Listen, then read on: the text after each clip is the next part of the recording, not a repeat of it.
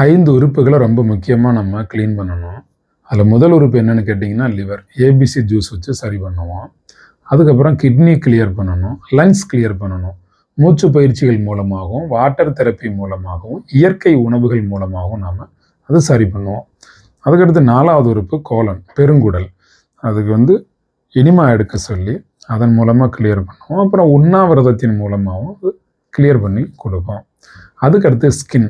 Nature பாத், இயற்கை குளியல், மூச்சு பயிற்சி, அதுக்கப்புறம் சூரிய வெளிச்சம் பார்க்கறது, நல்ல சுத்தமான காத்தோட்டம் இருக்க இடத்துக்கு போய் நம்ம நிற்கிறது.